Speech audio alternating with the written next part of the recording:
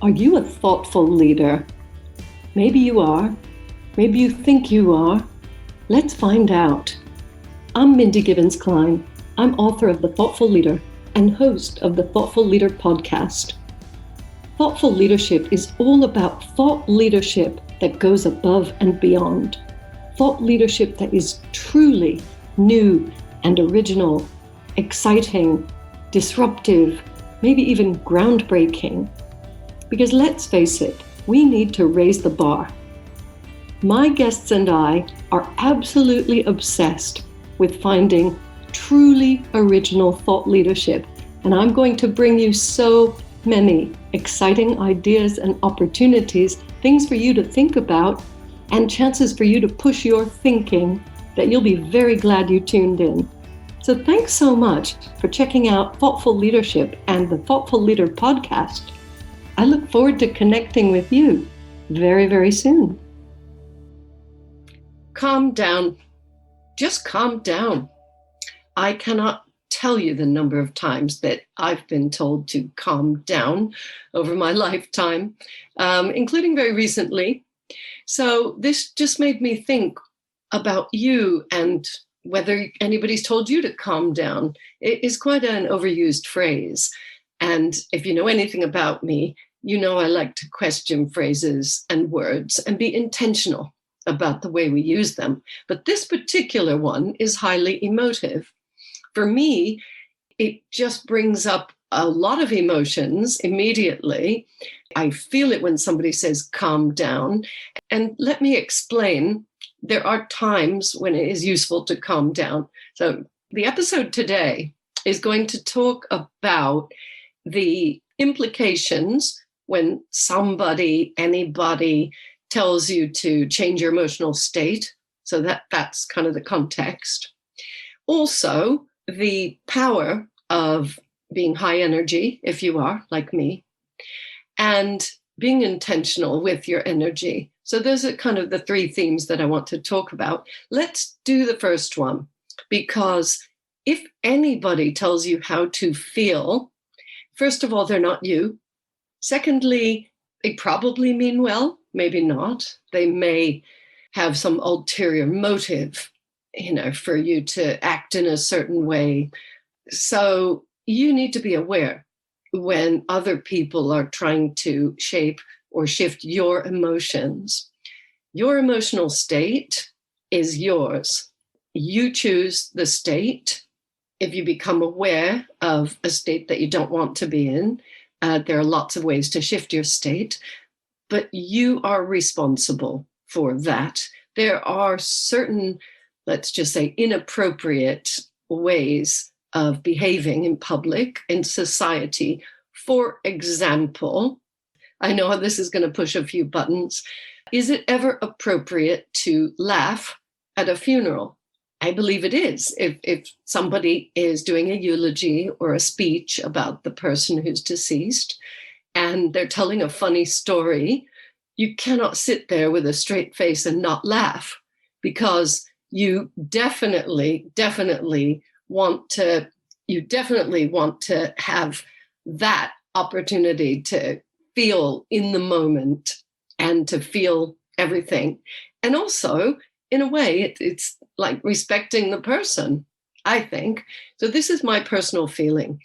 Now, if you're nervous and you're worried about having a nervous laugh, or you tend to laugh to mask other behaviors, and you're afraid that it's going to turn into some hysterical laugh and disturb people around you, you just want to consider that. I don't want to belabor the point too much for this one scenario where I was talking about your behavior at a funeral or someone else's. Perhaps you're the one looking and thinking they shouldn't be acting like that, or, we all have our emotions.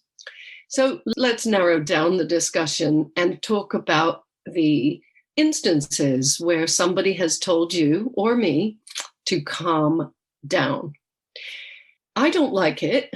I don't see myself as a calm person. So I do work on that. I do know how to be still. I know how to calm my mind down. But generally, I'm a very high energy person. I'm blessed with a lot of energy. And I'm happy about that. I will never forget hearing a great speaker called Richard Wilkins. You may know him, UK speaker. About 20 years ago, he said something really profound, and it stuck with me. I never heard anybody say it quite this way before or since. He said he was talking to a friend and getting very excited, and they said, "Don't get your hopes up." Whatever it was, I can't remember the story, but they said, "Don't get your hopes up." And he said, "Do you mind if I do?" He wanted to experience the excitement and the energy of hope and whatever it was that was going to be happening in the future. Maybe it might not happen, but meanwhile, he could enjoy getting his hopes up and, not calming down, not tamping down that particular emotion. That has stuck with me because it resonated with me. If you know me and if we ever get to meet, please don't ask me to calm down, because I'm going to have a reaction. I'm going to choose not to. And I might say something like, "Do you mind if I don't?" So, be aware of how you're feeling. And let's talk about the next bit, which is how wonderful it is if you have energy. I mean, we all have energy. Sometimes perhaps we feel we have low energy. As I said, I'm blessed with abundant energy, and I'm always happy to share that if people are willing to share in that. What about you? How is your energy level generally, and why is it? How is it, and why is it the way it is? Sometimes we are conditioned to feel, I was going to say to behave, but actually feelings can be conditioned as well. So, we were talking about a funeral. Let's talk about something more mundane and more commonplace, which is the workplace. It might be virtual and it might be in person. It doesn't matter nowadays. If you have a job and you're part of an organization, there are certain protocols. Am I right? You can't shout across the office if people are on phone conversations. Well, you can, but they're going to get annoyed and you might get in trouble. So there are certain ways of behaving. But, what's to stop you going outside for a brisk walk, jumping up and down, doing some jumping jacks or star jumps, as we call them, and just releasing some of that energy? So it's about being intentional, as I said before. What I tend to do, first of all, you may know I smile a lot. Even if you're listening to the podcast, I'm sure you can always hear me laughing. I'm sorry, I don't mean to say always. Sometimes I'm talking about really serious things. 80% of the time, I'm laughing or smiling. That's just me. And I really want to make the most of that. Like I said, you get the chance to experience something fully. So in my case, I find a lot of things humorous. I find myself hilarious. My favorite thing to do is laugh at myself. Or maybe that's not my favorite thing. One of my favorite things. And when I notice that my energy is overflowing, some people might put labels on it: hyperactive, ADD, ADHD. Don't call me these things. That's just a label. I feel it. I feel myself moving. If you're watching the video, you'll realize that I'm actually having to keep my hands a bit still because I just move. My body, the energy's kind of seeping out. And this is me controlling it for you, because I don't want you to get seasick watching me. I think if you can have more fun equals energy, and energy equals fun. Look for opportunities where you could have more fun in any situation. So I think you can also be calm and have fun, but those two things don't tend to go together as much. Do you know what I mean? The guests who I bring onto this podcast, they are all fun and interesting in their own way, and they all have their own energy. So the ones that are sort of calmer, they bring something. They bring that kind of reflection, meditation, that, opportunity to think deeply about something and not always be laughing or jumping up and down. And that's not appropriate all the time. You'll be thinking about your own work at this point. Where do you have the most fun? Have you stopped yourself having fun? Have you actively calmed down to suit someone else or to suit the situation? And if you have, can you look for opportunities elsewhere in your day or in your life where you can calm up? Or don't know what the phrase is. What's the opposite of calm down? Just be your high energy self, be highly energetic and have fun. There's got to be a phrase, but it doesn't matter right now. What I'm asking you to do is be aware, and this is a recurring theme, as you know, be aware of your energy at all times. Be aware of your influences, and we'll speak about this a lot more in the coming episodes. Be aware of what you're listening to and what perhaps you don't need to listen to in terms of people's helpful advice, commentary, criticism, because that's what they're doing. Let's call a spade a spade. If you are very excited, getting your hopes up, enjoying, anticipating whatever it is, or enjoying the present moment, and someone else asks you to tamp that down, and you feel that in that situation you don't need to, and you don't want to, and you choose not to, then you have my permission to raise the energy level and have more fun, jump up and down, be hyper. We used to use that word without, thinking about it. I still use it. It's not a label. I'm a little bit hyper. Okay, so sue me. No, don't sue me. Don't sue me for being hyper. Enjoy it. And let's talk about one final piece here. And this is another bone of contention. I don't know what you're going to think, but your environment really does influence you. You know this, right? Or maybe you've forgotten it.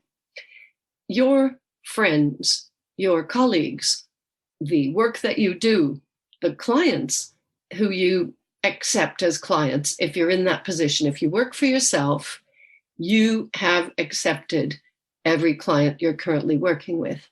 So think about the emotions and the energy level that you have generally and dealing with these different people. Are you happy that you are expressing yourself fully, that you're expressing your energy and your emotions? And, they go up and down. There's lots of different emotions. But I'm talking in particular about when you feel excited, excitable, and that kind of energy running through your veins. And do you feel that you've been asked to bring it down? This is just something which many people are not aware of. They're not aware of the phrases they use or listen to. So, someone says, calm down. I think the next time you hear that, hopefully you'll remember this episode. And hopefully you'll remember that I said you can choose your reaction. But it goes beyond that, because if you're consistently in an environment where people are asking you not to be yourself, not to act like yourself, people are asking you to modify your behavior, your emotions to fit in, there's a bigger question, isn't there? And we're not going to develop this fully today, but I wonder if you need to explore the situations and the environments that you find yourself in daily, weekly, monthly. Some people say you can't choose your family. You may agree with that. I believe that you can choose how you respond to your family. If it's family members saying things like, don't get too excited, don't get your hopes up, calm down. If they're trying to bring you down, there's lots of ways to react or respond. Here are my favorite ones. And this is related to the general changing your state method, which which we have. If you want to know more about that, please contact me. But I'm going to give you a couple of 2 or 3 methods that you can use for yourself to manage and maybe shift your state or your response. Somebody says to you, don't get excited, calm down, please, whatever, sit down if you're jumping. So first of all, we're going to employ compassion. I've just had an idea, and I'm going to give you the full set in another episode. So you'll have to wait for that. Let's talk about compassion. I've got my hand on my heart if you're just listening to the audio. Okay.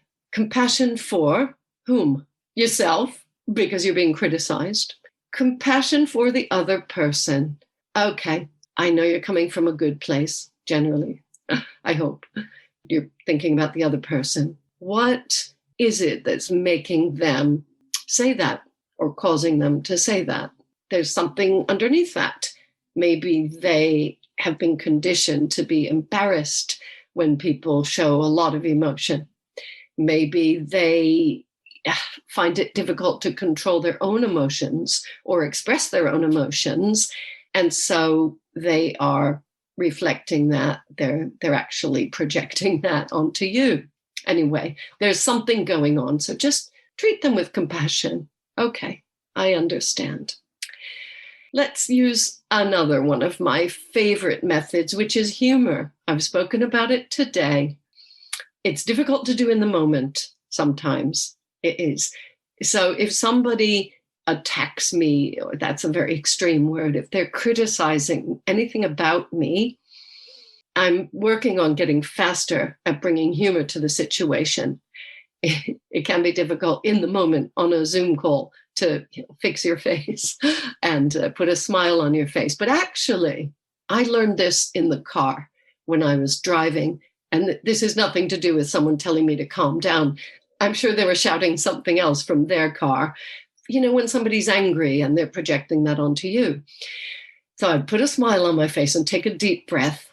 And that would immediately make me feel like I should be smiling or laughing about something. And then I'd find something. So it's a bit of a backwards thing. It's not like I thought of the response and then smiled. Smile when you don't feel like it, I suppose. It's just a strategy. You may not like this. You may not want to do it. You may want to do compassion, or you may not like compassion or humor. You may choose another one. So you know what? I said I'd give you 2 or 3. Let's see, which one will I give you? I'm going to give you one that's ironic. I'm going to talk to you about nirvana, not in the Buddhist sense or even talking about meditating, but have you heard of nirvana? Not the band. Have you heard of that state of open nothingness? It's been described. There's many, it's just like a blank and beautiful and peaceful state where there's no chaos. And it's kind of the goal for some people who are meditating to get to that state, like a Zen state. Anyway, I'm not the expert on this, so let me get away from those definitions. I just wanted to make sure you knew what I meant by nirvana. The irony, the reason why it's ironic, is you can choose to get into that state, and you can do it very quickly as well. You may not realize this, but with practice, you can calm yourself down, not because someone else is telling you to, but you just need to be able to think clearly enough and relax and decide or choose whether you're going to modify your behavior and emotions or not. This is so beautiful that I would love to speak to you for hours about it, but I'm not going to. We only have about 5 minutes left. And what I want to do with that time is ask you to write something down. I don't know if you have a piece of paper with you now, or if you just want to make a mental note or pause the video and make a note on your phone. Sorry, video or audio. I'm recording video for those who like watching me. Right. You're back, or you're still listening? Okay, great. You're going to write down the name of a person who triggers you. I think this is really important. We're not pointing fingers or playing the blame game. That's not what we're doing. It's acknowledging that there is someone in your life, maybe more, but just think of one person. And if you have the paper or your phone, a place to write it down, write their name down. All right. And then you're going to think about that situation where you feel like being excited and you feel that energy and you feel them coming to put a lid on it or trying to put a lid on it. It's your choice, of course. Like we said before, you might think, actually, they have a point. I shouldn't be jumping up and down now because, whatever, the stock market's just crashed and people, whatever your reference is. But you might choose to explore it instead and not make a snap decision or not immediately kowtow to this person and react. And this just requires one of the strategies that I was talking about and some others. As I say, there's lots. But, do you want to be compassionate? How quickly can you just think, I know where they're coming from. Yeah. And you know what? I'm still going to be excited. Like Richard said, do you mind if I do? If they tell you to calm down, do you mind if I don't? But I've employed humor there and compassion. So you don't have to choose just one strategy. That's one of my favorite things about life is usually you can choose. It's like a big buffet. Don't get me started on food, smorgasbords and buffets. And I love my food. Maybe I'll have to do an episode about thoughtful eating. I think I will. Please remind me. Okay. I'm going to wrap this up now because now I've distracted myself, which is another fun thing to do. And I'm still smiling, and I hope you are too. And I hope, despite having written someone's name down who triggers you, you can have that compassion or humor or put yourself in that Zen state close to nirvana. Maybe, you know what, I'll have you write down someone else, another name, but this time, someone who supports you, someone who's a cheerleader, someone who is there for you and allows you to express yourself and be yourself, and you feel great and you have high energy levels when you're with that person or even thinking about them. And if you can't think of anybody, you can put my name down because I'm there for you. I'm cheering you on all the time. You don't realize it. I am. And I know that you can express yourself fully. It's important to have at least one person in your life who you feel brings out your best. And if you can feel this in your body as you're even thinking about this person, that's the right person. You've written down the right name. That's really all I wanted to share with you today. Somebody at some point in the last week said, calm down to me. I can't even remember who it was because I shifted things so fast. Isn't that fun? But I knew I wanted to talk to you about this. Calm down if you like. Don't calm down if you don't want to. Use some kind of strategy to figure out what's going on in your life, especially if this happens a lot. Enjoy your energy. Employ your energy. I've just got some new phrases. Enjoy your energy and employ your energy. That's what I would love for you to do. In fact, I think I will use that as the title for this episode. Thank you so, so much for listening or watching, whatever you're doing. Thank you for being you, and thank you for bringing your energy into the world. Many, many people appreciate it. See you soon. I hope you've enjoyed this episode of The Thoughtful Leader, and I hope it's inspired you to be more thoughtful as a leader in your business. Please consider subscribing and leaving a review. An important question for you. Do you want to create a culture of thought leadership in your organization? My best-selling book, The Thoughtful Leader, is available now on Amazon and many other sites in paperback, ebook, and audiobook formats. Please visit www.mindygk.com for more great content. That's www.mindygk.com. Speak to you again soon.